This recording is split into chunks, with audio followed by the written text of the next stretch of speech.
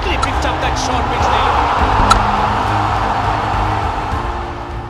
সাকিব আল হাসান বাংলাদেশের ক্রিকেট ইতিহাসের সবচেয়ে বড় বিজ্ঞাপন, সবচেয়ে বড় তারকা।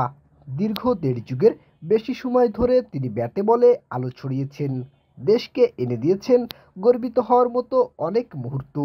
তবে কালের পরিক্রমায় সবকিছুরই ইতি টানতে হয়, থেমে যেতে হয়। সেই ধারায় এবার অবসরের পরিকল্পনা জানিয়ে দিলেন ৩৭ পেরোনো সাকিব। গত বৃহস্পতিবার হঠাৎই কানপুরে এক সংবাদ সম্মেলনে সাকিব টেস্ট ও টি-20 থেকে অবসর নেওয়ার কথা জানান।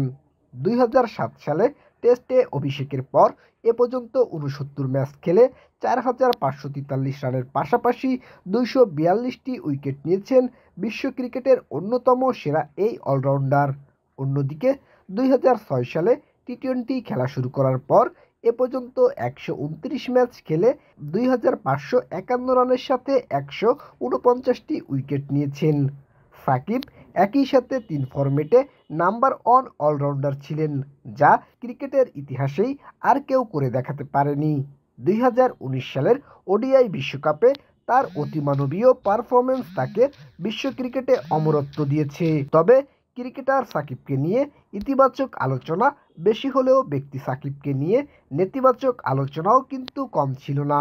নিঃসন্দেহে বাংলাদেশ ক্রিকেটের গৌরবময় এক অধ্যায় সাকিব। অন্যদিকে ছাত্র জনতার গণ অভ্যুত্থানে ক্ষমতাচ্যুত আওয়ামী লীগ নেতৃত্বাধীন শেখ হাসিনা সরকারের সংসদ সদস্যও ছিলেন সাকিব। গত ৫ আগস্ট দেশের বাইরে থাকলেও পরবর্তীতে তার বিরুদ্ধে হত্যা মামলা হয়েছে। তাই এই মুহূর্তে বাংলাদেশে নিজের নিরাপত্তা নিয়ে বেশ উদ্বিগ্ন তিনি। সর্বকালের অন্যতম সেরা এই অলরাউন্ডারকে নিয়ে ভবিষ্যতেও প্রচুর চর্চা হবে। সেখানে ইতিবাচক ও নেতিবাচক অনেক আলোচনাই হয়তো হবে। তবে সব মিলিয়ে অলরাউন্ডার সাকিব বিশ্ব ক্রিকেটেরই এক বর্ণময় চরিত্র।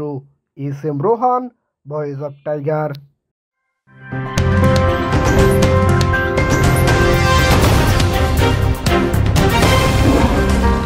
Voice of Tiger.